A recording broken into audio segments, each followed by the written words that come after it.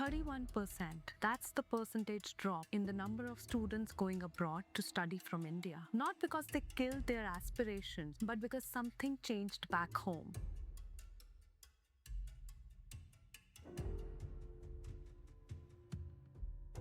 By the end of this video, you will get to know what changed, what is the new Indian education wave that is about to hit India as hard as these heat waves, the real stories and clarity on whether you and your child should still pack for abroad.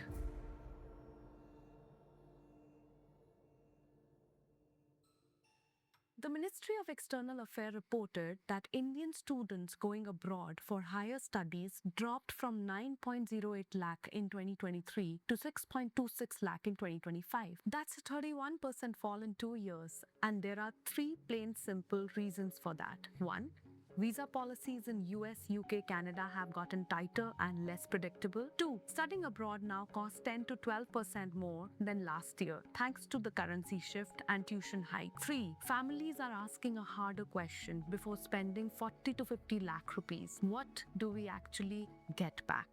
So when the abroad journey has changed so much, what can be the solution to high quality education for Indians in 2026? Drum rolls! It is the foreign universities which are setting up campuses in India and many more which are about to enter the Indian market. But before you get your high hope, let's accept the reality. There are only 3 UGC approved foreign university campuses open and teaching students in India. 1. Deakin University, Australia, opened at Gift City, Gujarat. 2. University of Wollongong, Australia, also at Gift City, opened in November 2024. 3. University of Southampton, UK, opened in Gurugram in August 2025. Now let me tell you the best part of these universities here in India. The degrees that you will get won't be Indian equivalent degree. Instead, it will be the same degree that an on-campus scholar living in Melbourne or Southampton will receive. So if you live in Gurugram or Gujarat, you will hold an identical degree and will be taught to the same standard. And there is a second wave coming.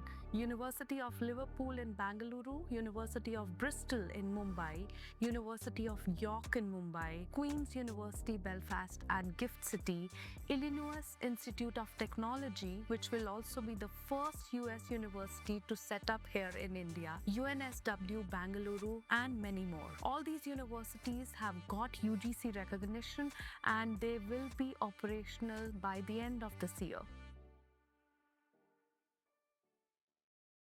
Let's talk about what parents are actually worried about. Fear 1. Is this just a cash grab? Fair question. Honest answer, it depends on the university, which is exactly why a tracker like this matters. Deakin, for example, corrected its own pricing after year 1, issuing retroactive fee waivers of 20 to 25% once it realized its fees were too high for the Indian market. That's a university adjusting in good faith. Not every institute will do that. Fear 2.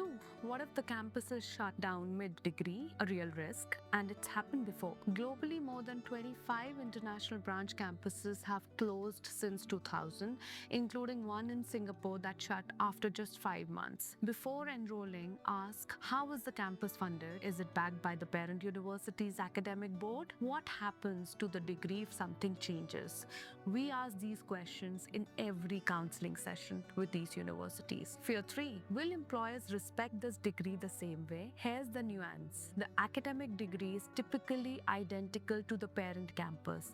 A Southampton Gurugram grad gets the same University of Southampton degree as a grad in the UK. Don't misread this though. These campuses don't come with a foreign work visa automatically. A Deakin Gift City degree won't get you in Australia's post-study work visa. A Southampton Gurugram degree won't get you the UK's graduate route visa either. So the honest takeaway, study abroad isn't dead. It now has a serious, low-cost domestic alternative, but only for specific university courses and goals. The right choice depends on what you are optimizing for, the degree or the visa.